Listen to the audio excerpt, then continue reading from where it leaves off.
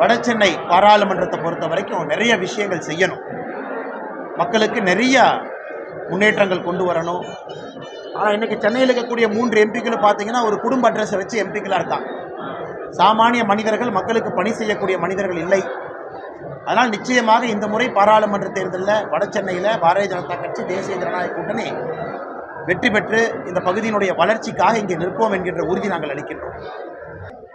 தமிழ்நாட்டில் நம்முடைய மாண்புமிகு சட்டமன்றத்தில் இருக்கக்கூடிய சபாநாயகரை பொறுத்தவரை திமுகவினுடைய தொண்டனை விட மோசமாக இருக்கார். ஒரு திமுக தொண்டங்கூட திமுக சார்பாக அப்படி இருக்க மாட்டான். ஆனால் சபாநாயகர் பார்த்தீங்கன்னா, இதே சபாநாயகர் அப்பாவு அவர்கள் தமிழகத்தில் ஜாதியெல்லாம் வந்ததுக்கு காரணமே கருணாநிதி தான் சொன்னார். இதே சபாநாயகர் அப்பா அவர்கள் ஒரு காலத்தில் நிறைய தமிழகத்தில் ஜாதி வன்முறைகள், படுகொலைகள் நடக்குதுன்னா அதையெல்லாம் ஊக்குவித்தது வாக்கரசியலுக்காக கருணாநிதி அவர்கள் அவரே சொன்னார்.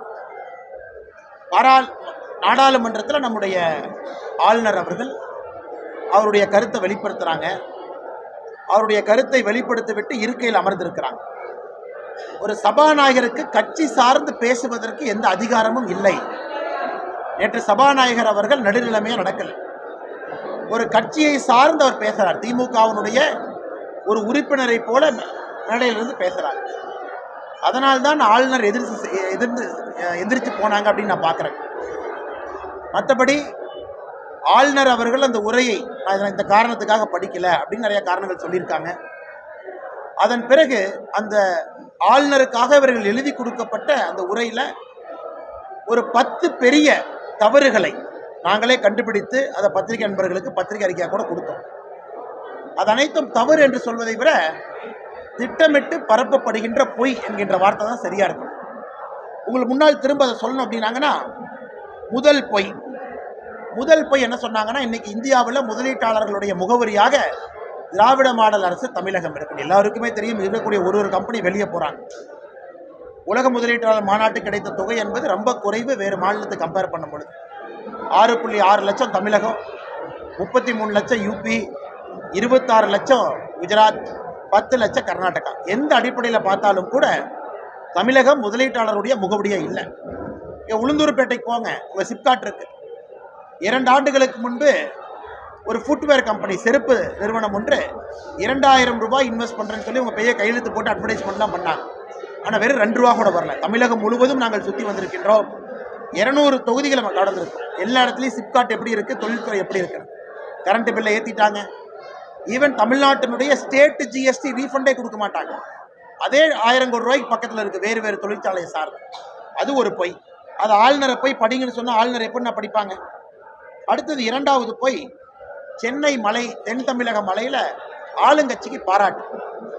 சென்னையை உண்மையாலுமே இவர்கள் சென்னை மாநகர இந்த மிக்ஜாம் புயலில் தென் தமிழகத்தை ஏற்பட்ட மழை காரணமாக மக்கள் தத்தளித்து முதல்வர் அவர்கள் இந்தி கூட்டணிக்காக டெல்லியில் போய் அமர்ந்திருக்கிறாங்க.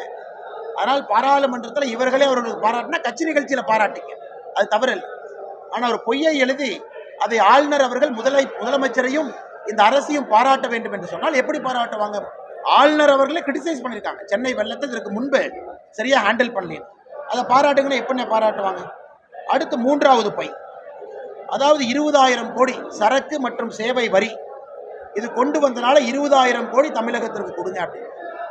2017 ஜிஎஸ்டி வந்துச்சுன்னா, ஜிஎஸ்டி வந்த பிறகு நம்முடைய மத்திய அரசு சொன்னாங்க அடுத்த 5 ஆண்டுகள் 14% வளர்ச்சியை கணக்கு போட்டு நாங்கள் உங்களுக்கு காம்பன்சேஷன் கொடுக்குறோம் அப்படின்னு. அதன்படி தமிழகத்திற்கு 2017-18 5 ஆண்டுகளுக்கு இழப்பீடு தொகையாக மத்திய அரசு 27,959 கோடி ரூபா கொடுத்தாங்க.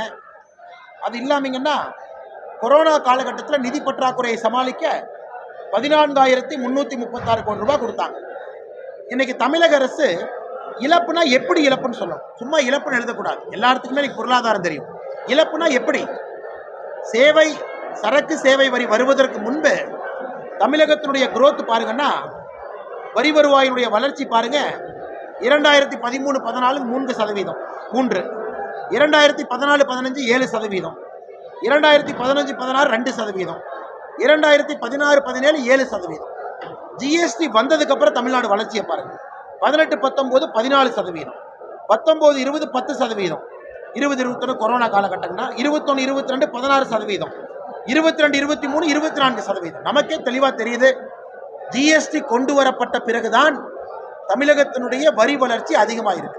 அப்ப எந்த அடிப்படையில் இவர்கள் 20,000 கோடி ரூபாய் எங்களுக்கு இழப்பீடு ஏற்பட்டிருக்கு, அதற்கு பணம் கொடுக்கணும், எந்த அடிப்படையில் கேட்குறாங்க? என்ன ஃபினான்ஷியல் பேப்பர் இருக்கா, ஒயிட் பேப்பர் இருக்கா?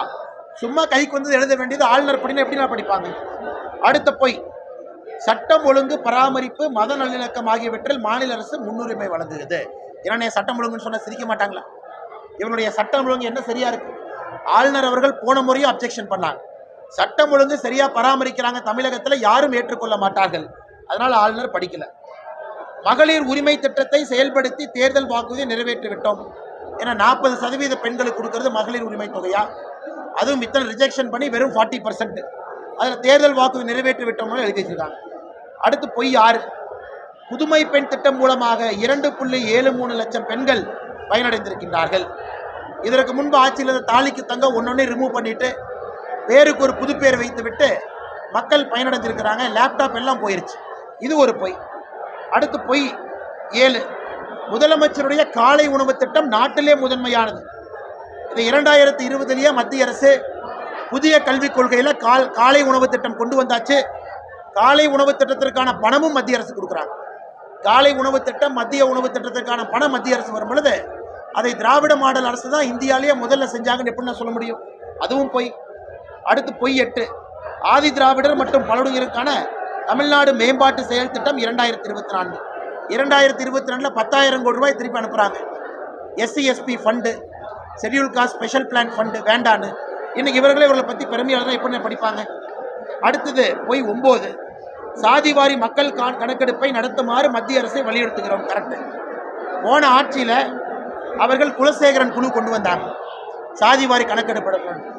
அதை முதலமைச்சர் மு.க. ஸ்டாலின் அவர்கள் வந்த பிறகு அந்த குழுவுக்கு எக்ஸ்டென்ஷன் கொடுக்காம டெர்மினேட் பண்ணிட்டாங்க.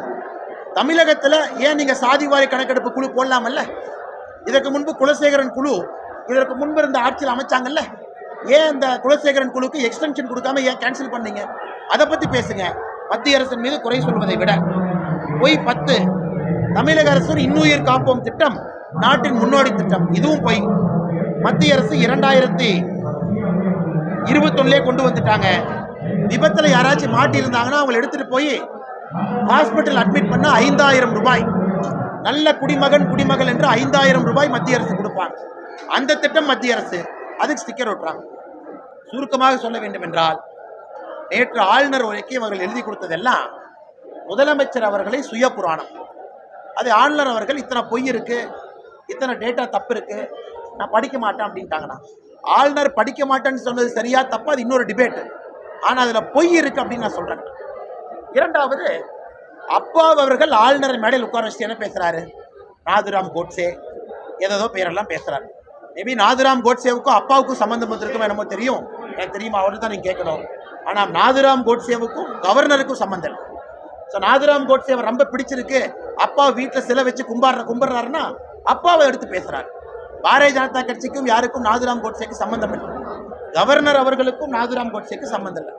அடுத்து PM கேர் நிதியிலிருந்து 50,000 வாங்கி கொடுங்க, இதை நான் ஆளுநர் பேசுறதா? நான் ஆளுநர்கிட்ட கேட்குறேன், முதல் குடும்பம் கொள்ளையடிச்சதுலேருந்து 1 லட்சம் வாங்கி கொடுங்கன்னு கேட்குறேன். திமுகவுடைய முதல் குடும்பம் கோபாலபுரத்து குடும்பம், அங்குள்ள இருக்கக்கூடிய 35 அமைச்சர்கள் 11 அமைச்சர்கள் மீது ஊழல் வழக்கு இருக்கு. ஆளுநர் அவங்ககிட்ட இருந்து 1 லட்சம் ரூபாய் கடன் வாங்கி கொடுக்கட்டும். 1 லட்சம் கோடி, தமிழகத்தினுடைய 8 லட்சம் கோடி ரூபாய் நம்ம சரி பண்ணுவோம். அதே வார்த்தையை ஆளுநர் திருப்பி கேட்கறதுக்கு எவ்வளவு நேரம் ஆகும்? முதல் குடும்பத்திலிருந்து பணம் வாங்கி கொடுங்க. ஸோ ஆளுநர் அவர்கள் முறை தவறி நடந்து கொண்டதன் காரணமாக ஆளுநர் அவர்கள் அவையிலிருந்து வெளிநடப்பு செய்திருப்பதாகத்தான் நான் பார்க்கிறேன். இன்னைக்கு ஆளுநர் மாற்றி பேசலாம், ஜனகணமன போட்டு அதுக்கு முன்னாடி போயிட்டார்.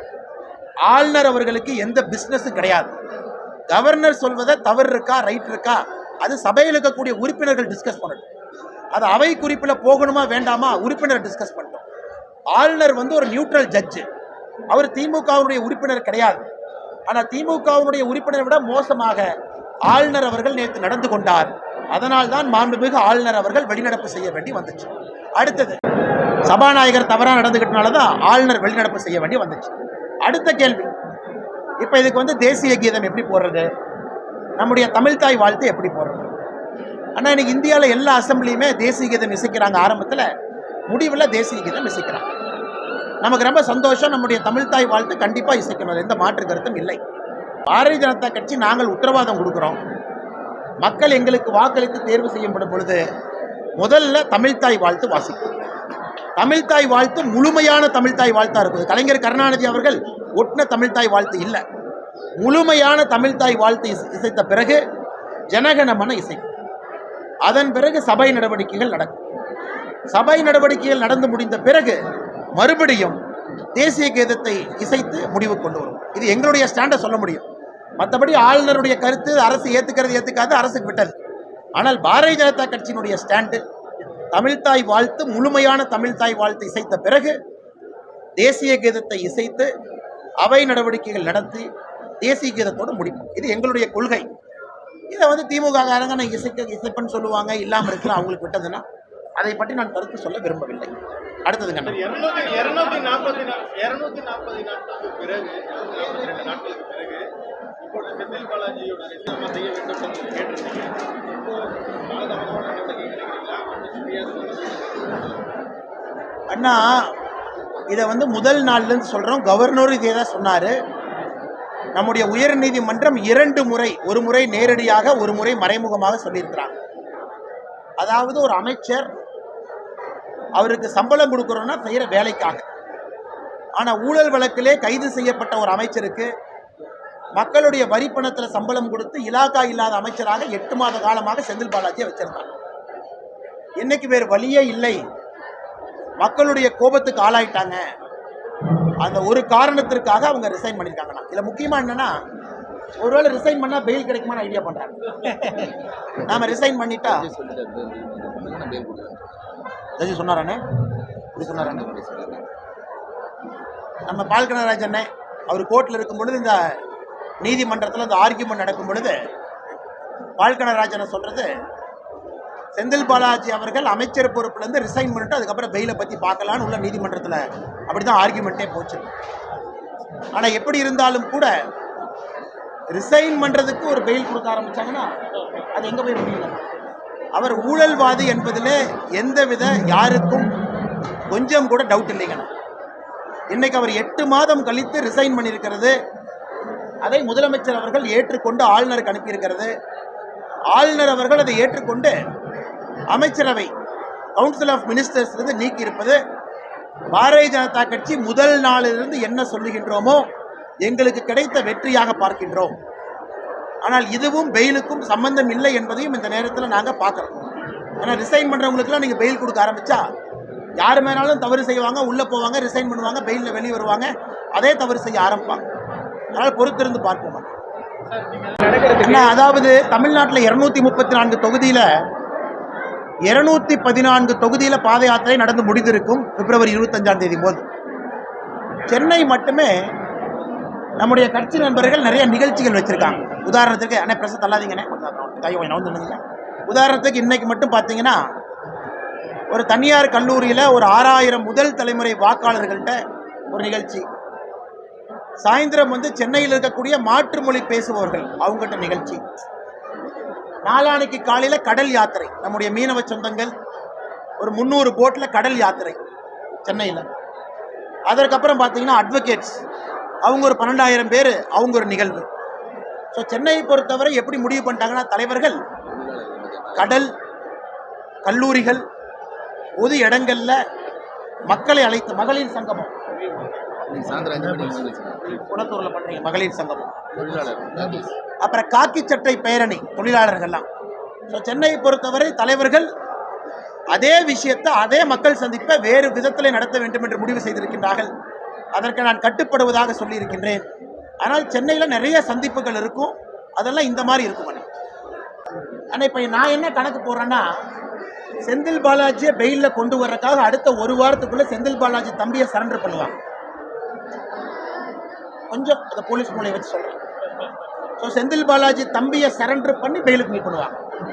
பெயிலுக்கு மூவ் பண்ணி தம்பி சரண்டர் ஆகிட்டான், இவர் இப்போ பொறுப்பில் இல்லை, ஐயா பெயில் கொடுங்கன்னா எலெக்ஷனுக்கு பயன்படுத்தலாமான்னு யோசிப்பாங்க.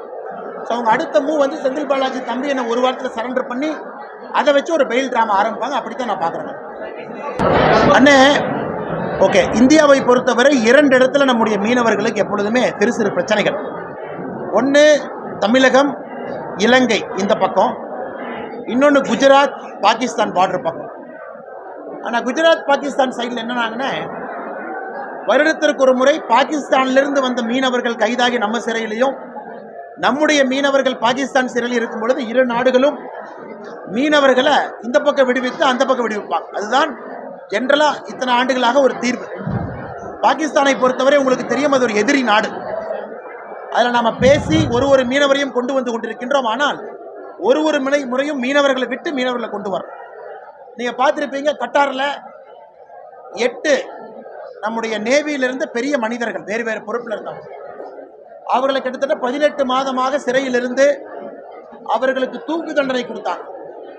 இன்னைக்கு நம்முடைய பாரத பிரதமர் அவர்கள் 8 பேர்த்தையும் பத்திரமா மீட்டிட்டு வந்துட்டாங்க.